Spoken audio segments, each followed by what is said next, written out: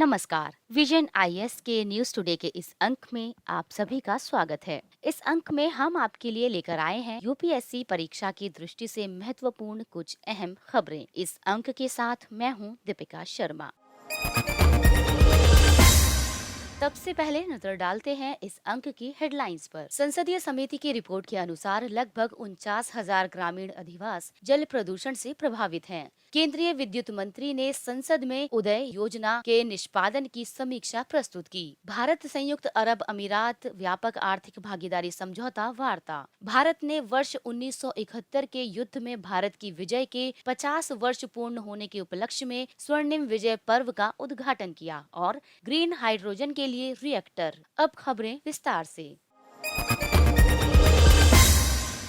संसदीय समिति की रिपोर्ट के अनुसार लगभग 49,000 ग्रामीण अधिवास जल प्रदूषण से प्रभावित हैं। जल संसाधन पर स्थायी समिति ने चिंता प्रकट करते हुए रेखांकित किया है कि आर्सेनिक, फ्लोराइड, लोहा, नाइट्रेट, भारी धातु और उच्च लवणता के कारण कई अधिवास दूषित जल से प्रभावित हैं। इस समिति के प्रमुख निष्कर्षों में शामिल हैं वित्त वर्ष 2018-19 और वर्ष 2019-20 के अंत में जल जीवन मिशन के तहत अव्ययित शेष राशि में और अधिक वृद्धि हो गई थी। जेजेएम का लक्ष्य वर्ष 2024 तक प्रत्येक परिवार को नल से जलापूर्ति हेतु कनेक्शन उपलब्ध कराना है। शहरी क्षेत्रों में व्यक्तिगत घरेलू शौचालयों के निर्माण के लिए दी जाने वाली वित्तीय सहायता 20,000 रूपए है, जबकि ग्रामीण क्षेत्रों में ये राशि मात्र 12,000 रूपए है। आइए जानते हैं समिति द्वारा दी गई टिप्पणियों के बारे में। लोहे और लवणता जैसे अन्य दूषित पदार्थों से प्रभावित बस्तियों को स्वच्छ पेयजल उपलब्ध कराने के लिए की गई कार्यवाही के संबंध में स्पष्टता का अभाव है। ये जल की गुणवत्ता से प्रभावित बस्तियों का बड़ा हिस्सा है। पिछले वर्ष की तुलना में इस वर्ष जल गुणवत्ता परीक्षण प्रयोगशालाओं की संख्या में कमी आई है। कुछ उद्योगों द्वारा हानिकारक और अनुपचारित रसायनों के विमुक्त करने की सूचना के संबंध में गैर गंभीर दृष्टिकोण है। अब एक नजर डालते हैं समिति द्वारा की गई सिफारिशों पर। ऐसे अधिवासों पर विशेष ध्यान दिया जाना चाहिए। इसके अतिरिक्त सभी जल गुणवत्ता प्रभावित अधिवासों में सामुदायिक जल शोधन संयंत्रों की स्थापना के लिए संबंधित राज्यों के परामर्श से एक समयबद्ध कार्यक्रम तैयार किया जाना चाहिए। पर्याप्त संख्या में जल परीक्षण प्रयोगशालाएं खोली जानी चाहिए।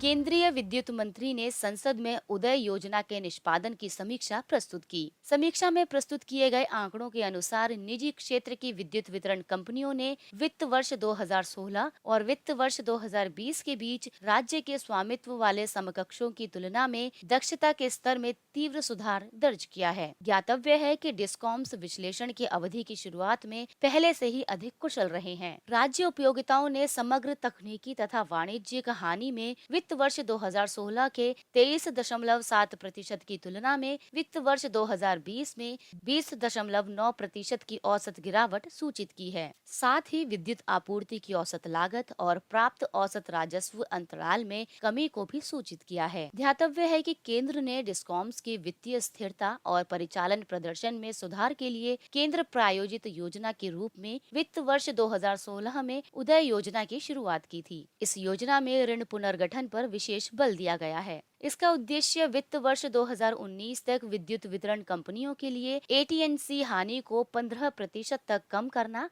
और प्रति यूनिट एसीएस एआरआर अंतराल को 0 स्तर तक कम करना था। हालांकि ये योजना निर्धारित लक्ष्यों को पूर्ण करने में विफल रही है। इसके परिणाम स्वरूप सरकार ने वर्ष 2021 में 3.03 लाख करोड़ रुपए की लागत के साथ सुधार आधारित और परिणाम संबद्ध एक नई योजना पुनरुत्थान वितरण क्षेत्र योजना की घोषणा की थी। इस नवीन योजना के अंतर्गत डिस्कॉम्स को आपूर्ति से संबंधित बुनियादी ढांचे को मजबूत करने के लिए परिणाम संबंध वित्तीय सहायता प्रदान की जाती है। वर्ष 2024-25 तक अखिल भारतीय स्तर पर एटीएनसी हानियों को 12 से 15% तक कम करना और वर्ष 2024-25 तक एसीएस एआरआर अंतराल को 0 करना इसका उद्देश्य है।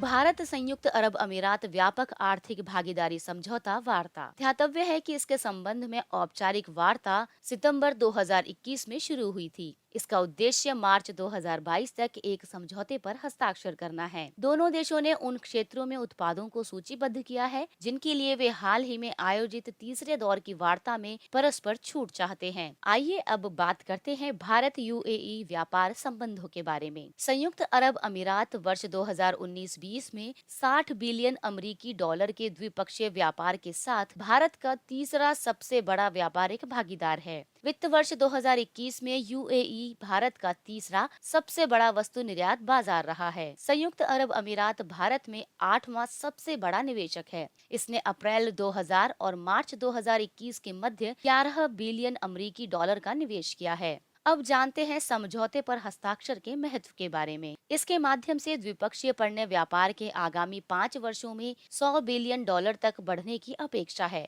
वित्त वर्ष 2021 में ये व्यापार 43 बिलियन डॉलर का है। यूएई संपूर्ण अफ्रीका और विश्व के कई अन्य भागों के लिए प्रवेश द्वार है। संयुक्त अरब अमीरात में भी बड़ी संख्या में भारतीय प्रवासी निवासरत हैं। ये वस्त्र, रत्न और आभूषण, चमड़े, जूते तथा खाद्य उत्पादों के लिए एक बड़ा बाजार है। ये समझौता प्रमुख अर्थव्यवस्थाओं के साथ निष्पक्ष और संतुलित व्यापार समझौते स्थापित करने की भारत की व्यापक रणनीति का एक हिस्सा है। विशेष रूप से भारत के चीन के प्रभुत्व वाली बेल्ट एंड रोड पहल का भाग न होने के बाद ये समझौता और भी अधिक महत्वपूर्ण हो गया है। व्यापक आर्थिक भागीदारी समझौते पर एक नजर। जब देश मुक्त व्यापार समझौते से अगले चरण में प्रवेश करते हैं, तब वे अधिकाधिक रूप से आर्थिक एकीकरण के लिए सहमति प्रकट करते हैं। इसका परिणाम व्यापक आर्थिक सहयोग समझौता यानी CECA या CEPA या इनका संयोजन होता है। CECA में नकारात्मक सूची और प्रशुल्क दर कोटा मदों को छोड़कर सूचीबद्ध या सभी वस्तुओं पर चरणबद्ध तरीके से केवल प्रशुल्क में कमी शामिल है। CEPA सेवाओं और निवेश एवं आर्थिक साझेदारी के अन्य क्षेत्रों में व्यापार को भी शामिल करता है।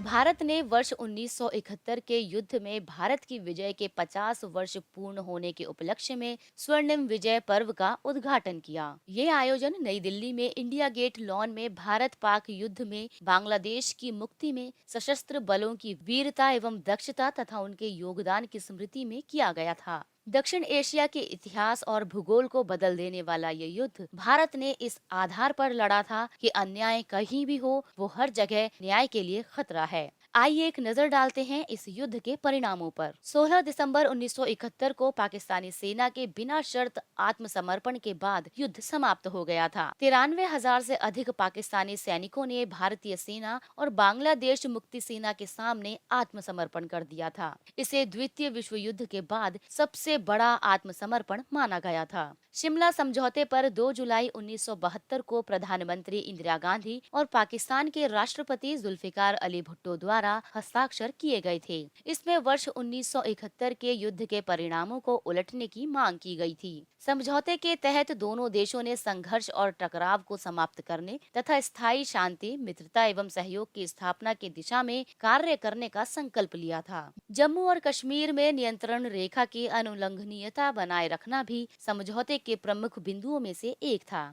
भारत ने पाकिस्तान के साथ अपने संबंधों को बनाए रखने के दौरान शिमला समझौते का ईमानदारी से पालन किया है। संबंधित सुर्खियों में पहला भारत बांग्लादेश मैत्री दिवस विश्व भर में भारतीय दूतावासों द्वारा मनाया गया था। ये बांग्लादेश के गठन के 50 वर्ष, नई दिल्ली और ढाका के बीच राजनयिक संबंधों के 50 वर्ष तथा भारत पाक युद्ध के 50 वर्ष की स्मृति में मनाया गया था। ग्रीन हाइड्रोजन के लिए रिएक्टर। यदि भारत को वर्ष 2070 तक शुद्ध शून्य उत्सर्जन प्राप्त करना है, तो उसे परमाणु ऊर्जा उत्पादन की अपनी वर्तमान क्षमता को 15,000 मेगावाट से बढ़ाकर वर्ष 2031 तक 22,480 मेगावाट करने के लिए कई अन्य परमाणु संयंत्रों की आवश्यकता होगी। उच्च तापमान रिएक्टरों का उपयोग करके जल को गर्म करना और फिर इलेक्ट्रोलाइजर में जल को हाइड्रोजन व ऑक्सीजन में विभाजित करना ऊर्जा प्रदान करने का एक लागत प्रभावी तरीका है। भारतीय एचटीआर विकास कार्यक्रम में दो तत्व थे। प्रौद्योगिकी प्रदर्शन के लिए 100 किलोवाट तापीय व 1000 डिग्री सेल्सियस पोर्टेबल कॉम्पैक्ट उच्च तापमान रिएक्टर तथा एक 600 मेगावाट तापीय व 1000 डिग्री सेल्सियस भारतीय उच्च तापमान रिएक्टर हाइड्रोजन। आइए जानते हैं ग्रीन हाइड्रोजन के बारे में। ग्रीन हाइड्रोजन को किसी नवीकरणीय स्रोत जैसे सौर, फोटोवोल्टिक या पवन टरबाइन द्वारा उत्पादित विद्युत धारा का उपयोग करके जल के विद्युत अपघटन के माध्यम से उत्पादित किया जाता है। इसके संभावित अनुप्रयोगों में परिवहन, स्थायी विद्युत जैसे बैकअप पावर यूनिट और वहनीय अनुप्रयोग जैसे उपभोक्ता इलेक्ट्रॉनिक्स, मनोरंजक उपकरण आदि शामिल हैं। भारत में किए गए उपाय। भारतीय हाइड्रोजन ऊर्जा रोड मैप का प्रवर्तन किया गया है। वर्ष 2020 में दिल्ली हाइड्रोजन युक्त सीएनजी के साथ बसें संचालित करने वाला भारत का प्रथम शहर बन गया था। नवीन और नवीकरणीय ऊर्जा मंत्रालय द्वारा लेह में हाइड्रोजन ईंधन सेल आधारित बस परियोजना आरंभ की जाएगी। राष्ट्रीय जल विज्ञान पोर्टल लॉन्च किया गया है। अब बात करते हैं अन्य सुर्खियों की। निक्षेप बीमा तथा प्रत्यय गारंटी निगम। हाल ही में आरबीआई की सहायक कंपनी डीआईसीजीसी ने शहरी सहकारी बैंकों के जमाकर्ताओं के दावों के निपटान के लिए 1300 करोड़ रुपए का भुगतान किया है। ज्ञातव्य है कि ये बैंक आरबीआई द्वारा प्रतिबंधित हैं। डीआईसीजीसी का गठन निक्षेप बीमा और प्रत्यय गारंटी निगम अधिनियम 1961 के तहत किया गया था। ये अधिनियम बैंकों में जमा राशियों के बीमा और ऋण सुविधाओं की गारंटी के उद्देश्य से एक निगम की स्थापना का प्रावधान करता है। केंद्र ने उन जमाकर्ताओं को आश्वस्त करने के लिए डीआईसीजीसी अधिनियम में एक संशोधन पारित किया था, जिन्हें बैंक के डूबने या दिवालिया होने की स्थिति में केवल 1 लाख रुपए प्राप्त होते थे। इस क्रेडिट गारंटी को बढ़ाकर 5 लाख रुपए कर दिया गया है। कोविड के चरम स्तर के दौरान डंपिंग रोधी शुल्क दोगुना हो गया। हाल ही में विश्व व्यापार संगठन की एक रिपोर्ट से ये ज्ञात हुआ है कि अमेरिका, भारत और चीन के नेतृत्व वाले देशों ने महामारी की अवधि में स्टील एवं रसायनों जैसे कुछ सामानों के सस्ते अंतर्वाह के विरुद्ध डंपिंग रोधी उपायों के अपने उपयोग को दोगुना कर दिया था। ये एक संरक्षणवादी प्रशुल्क है। इसे एक देश की सरकार द्वारा विदेशी आयातों पर लगाया जाता है। इस प्रशुल्क की वसूली के लिए सरकारों का वैचारिक आधार ये है कि विदेशों से आयातित वस्तुओं का मूल्य उसके घरेलू बाजार मूल्य से कम रहे।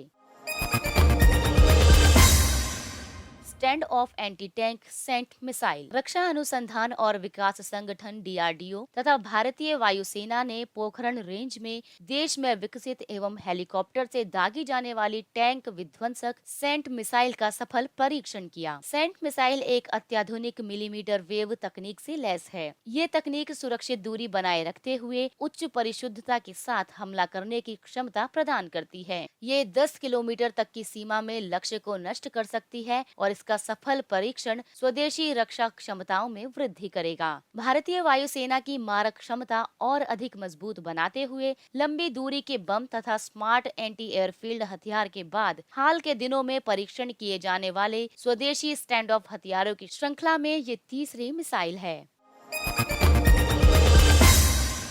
विस्तारित रेंज पिनाका रॉकेट प्रणाली। हाल ही में Pinaka ER multi barrel rocket launcher system का पोखरण रेंज में सफलतापूर्वक परीक्षण किया गया। नई पिनाका ईआर इसे लगभग 70 किलोमीटर तक की मारक क्षमता प्रदान करती है। ये मिसाइल की 45 किलोमीटर की मौजूदा रेंज से अधिक है। पिनाका 44 सेकंड में 12 रॉकेट दाग सकती है। इसे पुणे स्थित डीआरडीओ आयुध अनुसंधान और विकास प्रतिष्ठान प्रयोगशाला तथा उच्च ऊर्जा सामग्री अनुसंधान प्रयोगशाला द्वारा डिजाइन किया गया है। इसके अलावा एरिया डेनियल म्यूनिशंस और स्वदेशी रूप से विकसित फ्यूज के भी सफल परीक्षण किए गए हैं।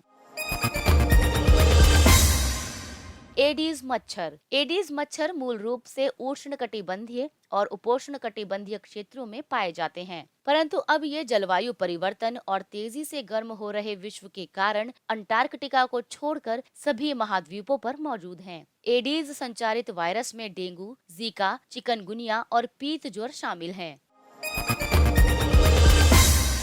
प्रमुख डेटा अपडेट। हत्या या अवैध तस्करी। वर्ष 2018 से वर्ष 2020 के बीच भारत में वन्य जीवों की हत्या या अवैध तस्करी के लगभग 2054 मामले दर्ज किए गए हैं। इन 3 वर्षों में लगभग 3836 आरोपियों को इस अपराध के लिए गिरफ्तार किया गया। महिला श्रम बल भागीदारी दर। कोविड महामारी से पहले नवीनतम आवधिक श्रम बल सर्वेक्षण में महिलाओं की महिला श्रम बल भागीदारी दर पुरुषों की 55.6% की तुलना में केवल 18.6% थी। PLFS ये भी दर्शाता है कि विवाहित महिलाओं हेतु कृषि कार्य सबसे पसंदीदा क्षेत्र है। इससे प्रकट होता है कि शहरी महिलाओं की तुलना में ग्रामीण महिलाओं का LFPR अधिक है। थ्रिप्स परविस्पिनस ये एक आक्रामक कीट है जिसका तीव्र प्रसार हो गया है। इस कीट से तेलंगाना और आंध्र प्रदेश में लगभग 9 लाख एकड़ क्षेत्र में मिर्च की फसल प्रभावित हुई है। ये कीट पहली बार वर्ष 2015 में इंडोनेशिया में पाया गया था। अधिक संक्रमण के कारणों में कीटनाशकों का अत्यधिक उपयोग शामिल है, जिसके कारण कीट ने प्रतिरोध विकसित कर लिया है। सरयू नहर राष्ट्रीय परियोजना। प्रधानमंत्री ने सरयू नहर राष्ट्रीय परियोजना का उद्घाटन किया। ये 14 लाख हेक्टेयर से अधिक भूमि को सिंचाई के लिए जल आपूर्ति सुनिश्चित करेगी। ये परियोजना लगभग 29 लाख किसानों को लाभान्वित करेगी। इस परियोजना पर कार्य वर्ष 1978 में शुरू हुआ था। वर्ष 2016 में इसे समयबद्ध तरीके से पूरा करने के लक्ष्य के साथ प्रधानमंत्री कृषि सिंचाई योजना के अंतर्गत लाया गया था। इस परियोजना में जल संसाधनों का इष्टतम उपयोग सुनिश्चित करने के लिए 5 नदियों घाघरा, सरयू, राप्ती, बाणगंगा और रोहिणी को आपस में जोड़ना भी शामिल है।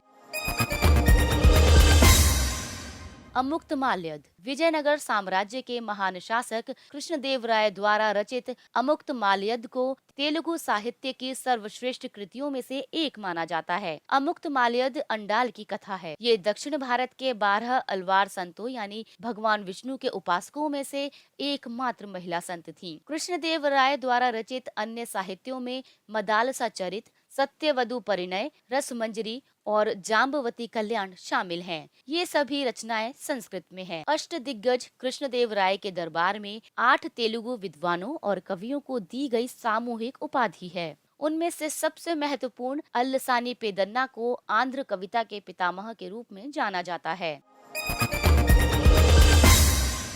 महाराष्ट्र के ज्योतिर्लिंग मंदिर। पर्यटन मंत्रालय ने देखो अपना देश पहल के तहत महाराष्ट्र के ज्योतिर्लिंग मंदिरों पर एक वेबिनार का आयोजन किया है। एक ज्योतिर्लिंग या ज्योतिर्लिंगम भगवान शिव की भक्ति का एक प्रतीक है। जहाँ ज्योति का अर्थ है प्रभा और लिंगम का अर्थ है भगवान शिव की एक छवि या एक चिन्ह। भारत में भगवान शिव के कुल 12 ज्योतिर्लिंग मंदिर हैं। इन 12 ज्योतिर्लिंगों को द्वादश ज्योतिर्लिंग भी कहा जाता है। ऐसा माना जाता है कि जो कोई भी इन सभी 12 पवित्र ज्योतिर्लिंगों के दिव्य दर्शन करता है वो जीवन और मृत्यु के चक्र से मुक्त हो जाता है। महाराष्ट्र में प्रमुख ज्योतिर्लिंग त्र्यंबकेश्वर, भीमाशंकर, गृषणेश्वर आदि हैं।